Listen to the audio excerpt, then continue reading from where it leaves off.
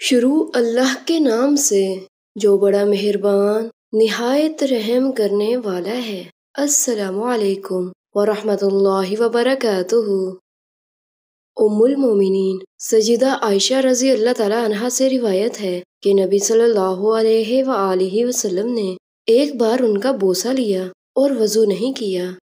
جناب سلیمان بن بریدہ رضی اللہ تعالیٰ عنہ اپنے والد سے بیان کرتے ہیں کہ رسول اللہ صلی اللہ علیہ وآلہ وسلم نے فتح مکہ والے دن 5 نمازیں ایک ہی وضو سے ادا فرمائیں اور آپ نے اپنے موزوں پر مسح بھی کیا۔ عمر رضی اللہ تعالیٰ عنہ نے عرض کیا، میں نے دیکھا ہے کہ آج آپ نے ایک ایسا کام کیا ہے جو پہلے نہ کرتے تھے۔ آپ نے فرمایا، میں نے جان بوجھ کر ایسے کیا ہے۔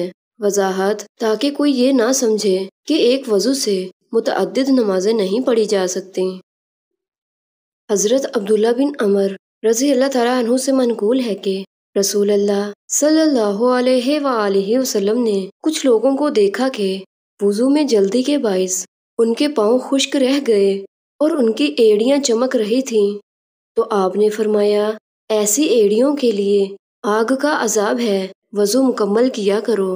وضاحت معلوم ہوا کہ وضو میں کوئی جگہ بھی خشک نہیں رہنی چاہیے، ورنہ مذکورہ وعید ثابت اور لاگو ہوگی۔ ایڑیوں کا ذکر بالخصوص اس لیے آیا ہے کہ آدمی جلدی میں ہو اور ان کا خیال نہ کرے تو یہ خشک رہ جاتی ہیں، خاص طور پر ٹخنوں کے پیچھے کی گہری جگہ